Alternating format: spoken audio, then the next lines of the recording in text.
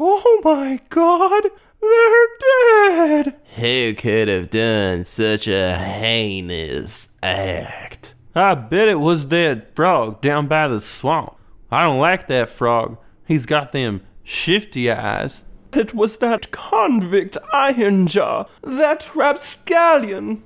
I bet it was that strange shadowy figure that likes to swing in the park on Thursday nights. I swear to you, it was my stuffed panda. He's possessed. It could have been Ricky's arm.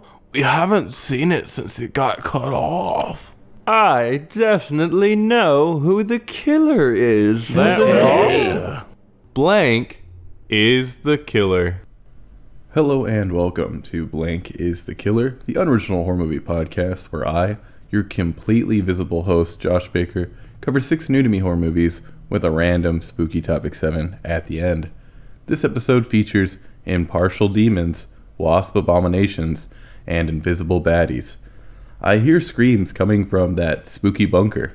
Tag along as I check it out to hear about some horror flicks. Number 1, The Devil's Rock, 2011, directed by Paul Campion. 2 Kiwis, Ben and Joe, make it to a German outpost on one of the Channel Islands. After placing charges on an anti-aircraft gun, they hear screams. A Nazi approaches them and is killed by Ben. A woman's screams are heard. Ben goes to investigate despite Joe's protests. After some time passes, Joe also goes to investigate. A Nazi named Klaus kills Joe and captures Ben. Klaus explains to Ben that the captured woman is a demon that was summoned. To Ben, the demon looks like his deceased wife. Klaus tries to trick Ben into helping him perform a ritual by saying it will banish the demon. Before the ritual is completed, Klaus is killed by the demon. Ben leaves the demon on the island where it can kill more Nazis that will be arriving there shortly. Klaus is the killer. The demon kind of is too, but the demon only kills the baddies, aka the Nazis. I can't put someone on the killer list for killing Nazis. I'm still letting RNGesus take the wheel for most of the movies I'm watching. It saved me a ridiculous amount of time to just randomly choose a movie off my big ol' list. The Devil's Rock was picked from the New Zealand section of the list. Nazis, demons, 2 things that go pretty well together. When I saw that the runtime for this movie was only 86 minutes, I was pumped. Not all movies gotta be 2 hours. Not a lot happens in The Devil's Rock, but the movie is still very entertaining. There's a lot of tension. The movie starts off with Ben and Joe crawling on the beach, looking for landmines. Right after they decide it's clear, Joe steps on one. He doesn't step on the plunger, so it doesn't end up exploding, but there's some thick tension leading up to that reveal. I'm a sucker when it comes to occult stuff, so I must have looked like a kid in a candy store when Klaus started drawing a huge sigil on the floor. Your boy loves him some sigils. There's also a grimoire in the movie. I know, magic probably isn't real, but I still want to buy all the sigil-filled books I can find. Who knows, maybe some magic is real. The acting in The Devil's Rock is solid. The standouts of the very small cast are Matthew Sunderland, who plays Klaus, and Gina Verla, who plays the demon. Sunderland has the perfect evil face for the Nazi villain, and Verla has the perfect angular face for the demon. Whoever did the casting chose some great faces. What a Workshop did the special effects for the movie, so almost everything is perfect. The gore and demon look amazing. All the corpses in the outposts look disturbing and great. All the horns coming out of the demon's head are neat. The only time the effects look a little off is when the demon opens their mouth wide like an anaconda and chomps off Klaus's head. For the most part, the head swallowing is unsettling, but some shots during the snack come off as comedic. I was actually shocked when Klaus straight up killed Joe. Klaus needed a living heart for his ritual, so I guess he knew that Ben was creeping around too. We don't see Klaus notice Ben though. I didn't know there was a post-credits scene, so I had to go back and watch it. A German soldier arrives at the outpost and sees the demon in the form of a girl he likes. You don't see the demon makeup again, and the soldier's death isn't shown, so I'm not exactly sure why the additional scene was added. I actually prefer the movie without the credits scene. I'm impressed how enthralled I was by The Devil's Rock, seeing as the main movie only has 5 living characters: Joe, Ben, a Nazi Ben kills, Klaus, and the Demon. I found that really inspirational. I definitely recommend checking out The Devil's Rock. Remember Jonathan King, the director of Black Sheep? No? Well, that movie was covered on the podcast a while back. King plays the Nazi that shot himself. He sits still. What a performance. Number 2, Stung, 2015, directed by Benni Diez. Julia and her employee Paul arrive to cater a party at a mansion. During the party, everyone is attacked by a swarm of wasps. A lot of people die during the initial attack. Those who were stung start turning into giant human-sized wasp abominations. Julie and Paul make it into the house with a few other survivors: Mayor Carruthers, Sydney, Sydney's mom, and Flora. Sydney's mom was stung, so she turns into a giant wasp and kills Flora. Sydney was also stung. He doesn't fully turn into a wasp, but works to help them. After knocking Sydney out, Julie, Paul, and Carruthers try to escape. Carruthers sacrifices himself after he's pinned down by wasps. After lots of back and forth, Paul is captured by the wasps. Julie saves him and blows up the mansion, which was turned into a giant wasp nest. One wasp survives and is killed. Police and paramedics show up. It's then revealed that cow-wasp hybrids exist also. The wasps are the killers. The wasps were created due to a special growth hormone-filled fertilizer that Sydney's mom bought, but there's no way anyone could have predicted the fertilizer making killer wasps. I'm not labeling Sydney's mom a killer. I'll quickly get the negatives out of the way. Stung is supposed to be a horror comedy. It's not funny. Nothing that happens is even slightly funny. The movie includes a romance plot between Julie and Paul. I'm assuming the writer, Adam Aristide, has never talked to a girl or made someone laugh. All of the romance stuff is groan-inducing and awful, and so are the attempts at comedy. The acting is mostly awful, and I realize that's mostly due to the writing. Matt O'Leary tries his damnedest as Paul. Clifton Collins Jr. almost provides a decent performance as Sydney. Jessica Cook plays Julia, and her character was painfully underwritten. Also, Lance Henriksen shows up. He's incredibly meh, but again, the writing is bad. The score is one of the most generic sounding scores I've ever heard. That's a lot of negative. Unfortunately, due to the amount of things I didn't like in Stung, I can't recommend it.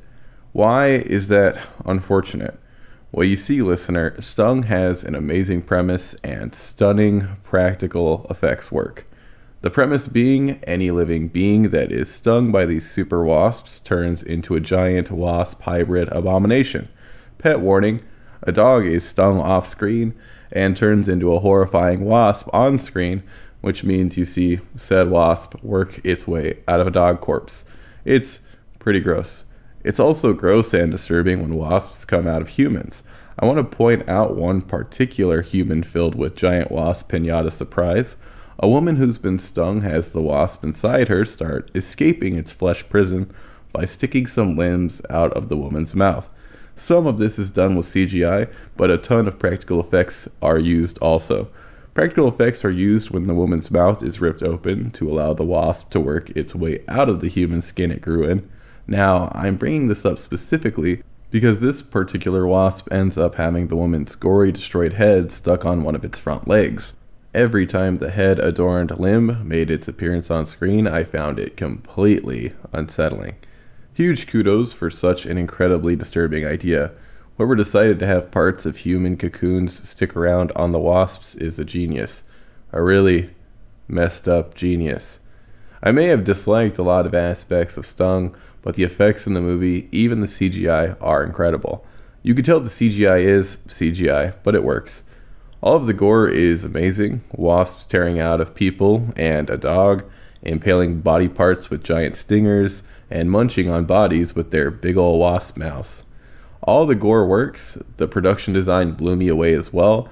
I loved watching the mansion being destroyed and turned into a giant wasp nest. Did Stung drag in a ton of places? Yeah. Did I think it was going to end multiple times? You betcha. Does the runtime of about 90 minutes feel closer to 2 hours? Unfortunately. I want to recommend Stung because the effects work and gore are delightful, but as a whole the movie just didn't do it for me. I really wish the writing was better. I can't recommend a horror comedy with 0 laughs. Number 3, The Invisible Man, 2020, directed by Leigh Whannell. This is new, so short is I recommend it. Here's SB with a warning. If ye don't want spoilers for the see-through scallywags, skip to 17 minutes 8 seconds. And with that, we're off. A woman named Cecilia escapes her controlling boyfriend Adrian with the help of her sister. She stays at her cop friend James's house. Cecilia learns that Adrian killed himself. Cecilia doesn't believe Adrian is dead. She believes he found a way to become invisible and is tormenting her. After a run-in that proves Adrian is alive and invisible, Cecilia goes back to Adrian's house and finds a suit that allows the wearer to be invisible. She then goes to talk to her sister in a restaurant, but before she can fill her sister in on what she found, Adrian kills the sister and frames Cecilia. In prison, Cecilia finds out she's pregnant. Cecilia baits the Invisible Man into attacking her by making it look like she's going to commit suicide. Police show up and see that the Invisible Man is real. After a showdown at James's house, Cecilia shoots and kills Tom, Adrian's brother, who was wearing one of the suits. Adrian made it look like his brother did everything. Cecilia goes to Adrian's house and puts on the invisible suit she found, and makes it look like Adrian killed himself on camera. Adrian and Tom are the killers. I want to say Tom killed some cops while escaping the prison. Adrian definitely killed Cecilia's sister. Josh, isn't this a Universal movie? I thought you were boycotting that studio. I was, listener, but Universal is finally releasing The Hunt. Was the whole pull the movie then release it months later probably just a marketing ploy? I mean, yeah, but I said I wouldn't pay for Universal stuff until it was back on the slate. A Universal x Blumhouse movie that takes an old Universal monster and brings them back to the mainstream? If that doesn't sound like a cash grab, I don't know what does. Then I saw that it was starring Elizabeth Moss and directed by Leigh Whannell, who also directed that Upgrade movie I've heard great things about. Color me interested. The Invisible Man is, in short, a good time. It's a solid flick. The acting from Elizabeth Moss is top-notch. The cinematography is fantastic. There are tons of shots in this movie that don't have anyone in them, that you can see at least. I loved all the lingering shots on empty chairs, corners of rooms, and what have you. My eyes would scan around the personless shots looking for any sign of an invisible man straight up creeping. The score was solid. It really fits with the atmosphere of the film. The sound design in general is amazing. There is a lot of almost silence in The Invisible Man, and it's unsettling. Most horror movies these days will hit you in the face with a groan-inducing jump scare after a particularly quiet stretch. Not The Invisible Man. It'll let you sit uncomfortably in the silence, listening for any movement from an unseen entity. You'll then hear a creaking of a floorboard and wonder if Adrian caused it or if it was just the house settling. I wouldn't even call the big scares jump scares.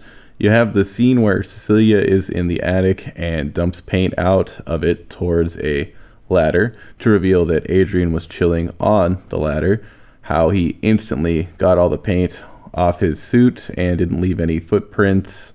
I don't understand exactly, but maybe he covered the suit in that liquid resistant spray. It's absolutely shocking when Cecilia's sister has her throat slashed in the restaurant. I didn't see that coming at all.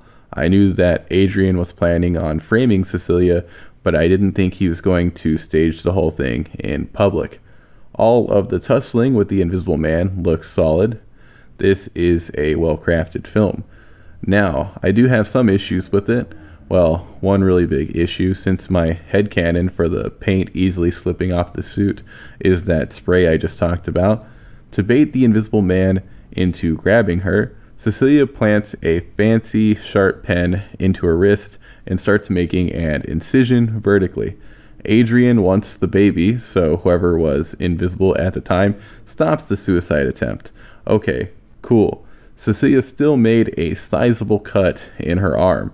Shortly after doing this, Cecilia pursues the invisible man. Blood should be pouring out of her wrist the entire time she's in pursuit, and she should start becoming woozy and impaired. The cut doesn't affect her in any way. No blood gushing out of the wound, no stumbling due to blood loss, nothing.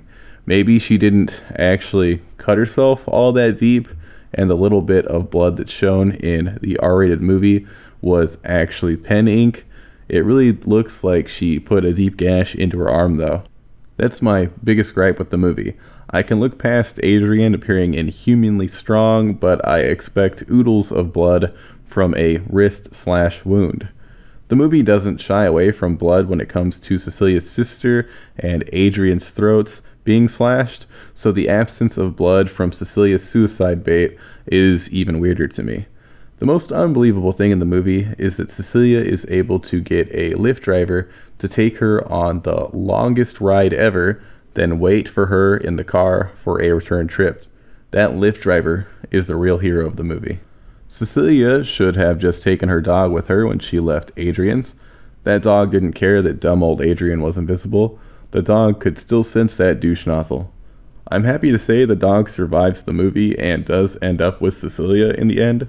The big takeaway is, if you ever think an invisible person is messing with you, get a dog. Adrian is Luke from The Haunting of Hill House. I knew I recognized that face. The Invisible Man is absolutely worth checking out. Elizabeth Moss is great. The cinematography is intriguing. The sound design works perfectly. I should probably check out Upgrade now. Keep making R-rated reimaginings of your monster movies, Universal. No, I haven't seen Wolfman.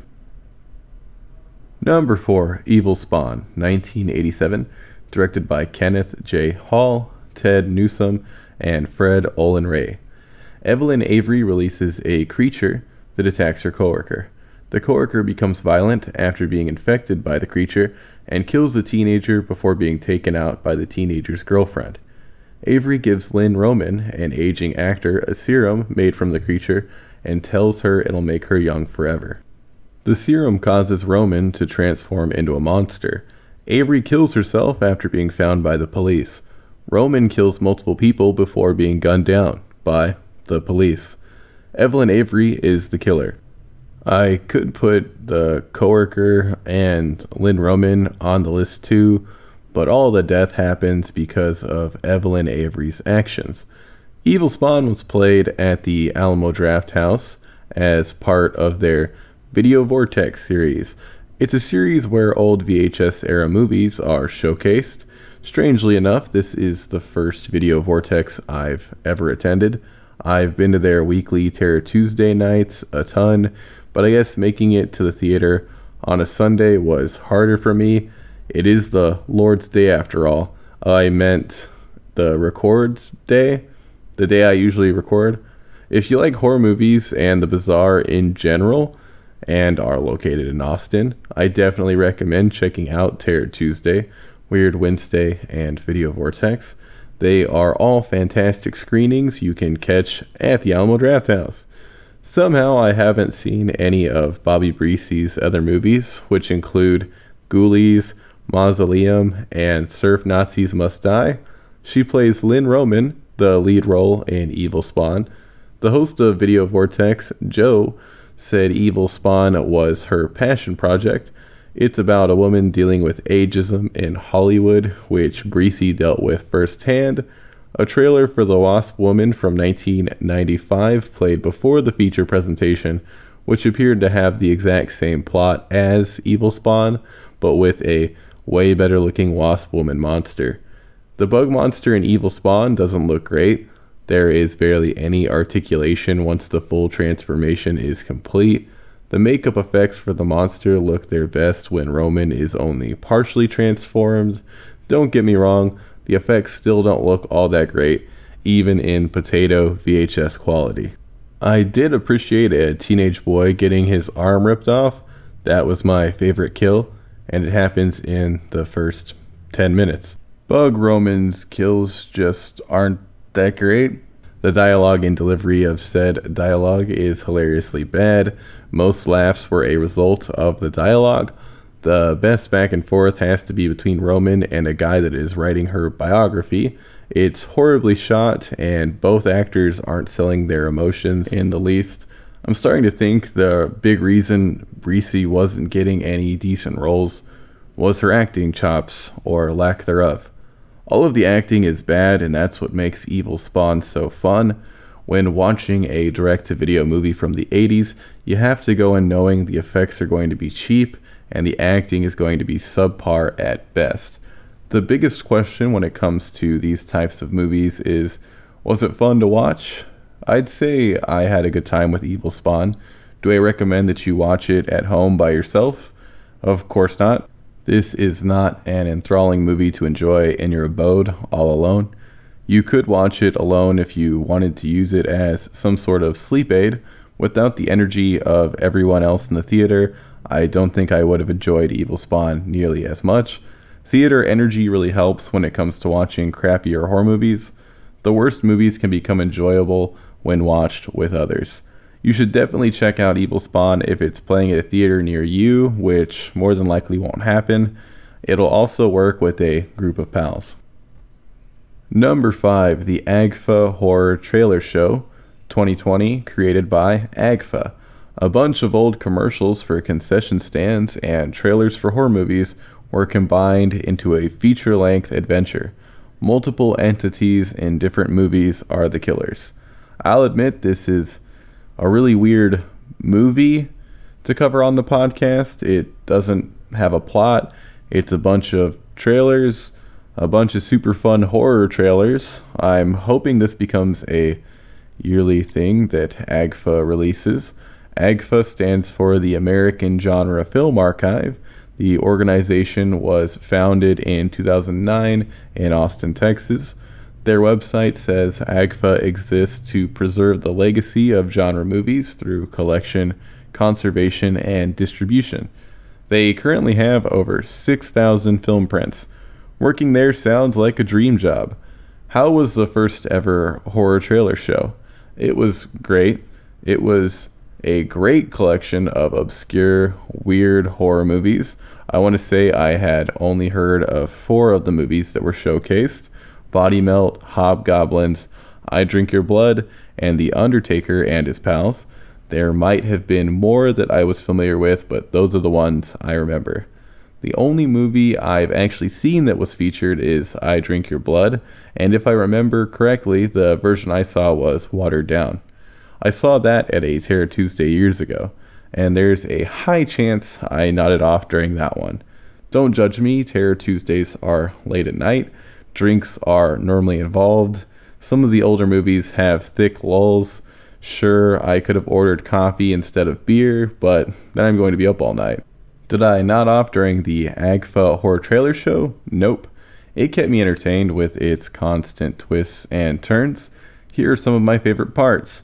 The funniest names that were continuously announced in that old horror movie trailer voice were Scalps, 3 on a meat hook, and I Drink Your Blood, since it was then instantly followed up with I Eat Your Skin. What a double feature that must have been.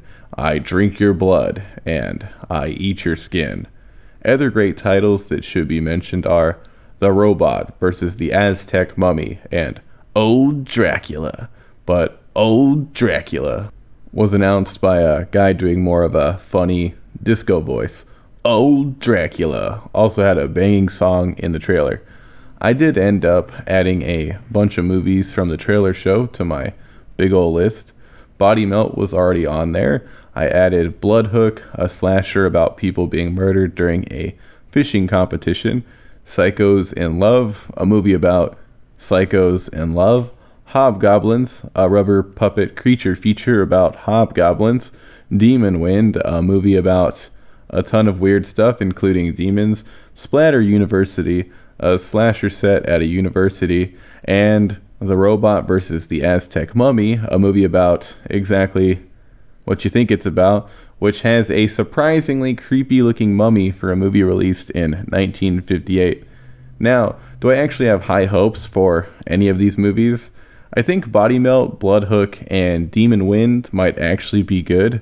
Splatter University and Hobgoblins are a little iffier, but I'm hoping for some laughs even if they don't end up created by the intentional comedic beats. Psychos in Love came out in 1987 and looks real rough, but I'm intrigued. The Robot vs. the Aztec Mummy looks real bad, but the premise is so stupid I had to add it. Since this is a trailer show, I can't really talk about the gore or acting like I normally would. Lots of funny, cheesy looking gore and hilariously bad acting were on display. A really cool aspect of watching so many trailers is seeing trends. Did y'all know that almost every movie released before the 1980s was touted as the scariest thing ever created? For some movies, they were so spooky that you had to sign a waiver. There's nothing scarier than legal documents. I know William Castle was super into advertising in a similar but more over-the-top manner. I don't think there were any trailers shown for his movies. Too big a name, I suppose. So this has been a really weird section. The Agfa Horror Trailer Show is an experience I definitely recommend. Will you be able to experience it? Hopefully there will be a way to check it out in the future that's easier than booking it to play in a theater. It would be awesome to book at a small theater and watch it with an audience though, and it can be booked on the Agfa website. Keep an eye out for this one. Number 6, Dead Man's Shoes, 2004, directed by Shane Meadows. Richard comes back home and learns about what a gang of drug dealers did to his brother Anthony, who was intellectually disabled. Richard messes with, then kills everyone that had a hand in driving Anthony to suicide, except one man who, instead of torturing Anthony, stood by and did nothing, while others did. Richard then forces that man to kill him. The gang of drug dealers are the killers. They don't technically kill Anthony, they for sure beat him up, drugged him, and left him in a room with a noose around his neck. The blame falls on them. They might have also sexually assaulted him, and the leader, Sonny, did force a girl to do it with him. Yeah. The gang totally deserves to be murdered by Richard.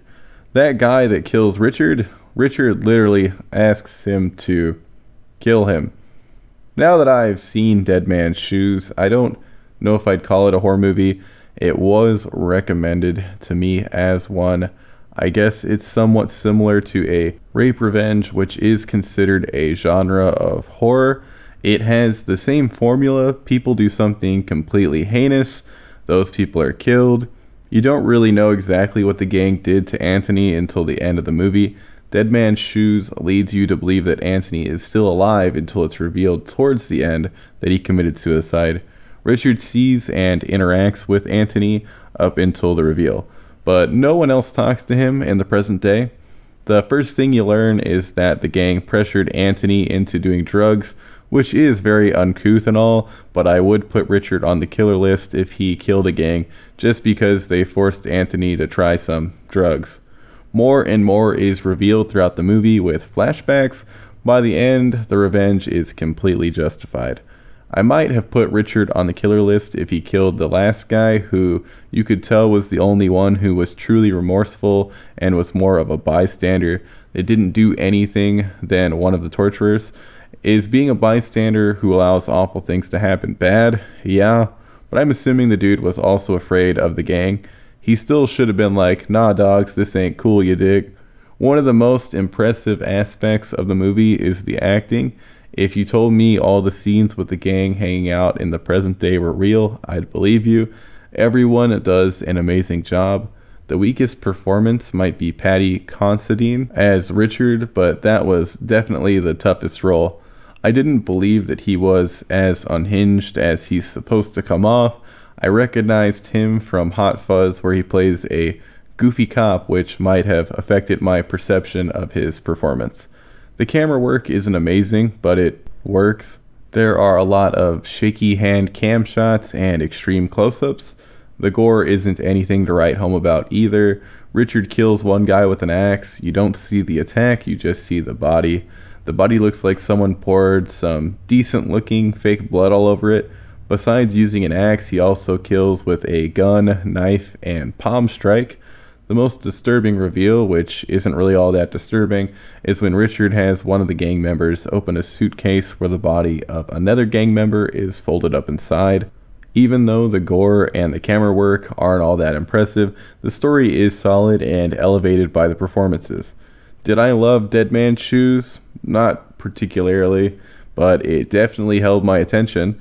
Check out Dead Man's Shoes if you have a hankering for a revenge movie and have already seen all the amazing Korean revenge films.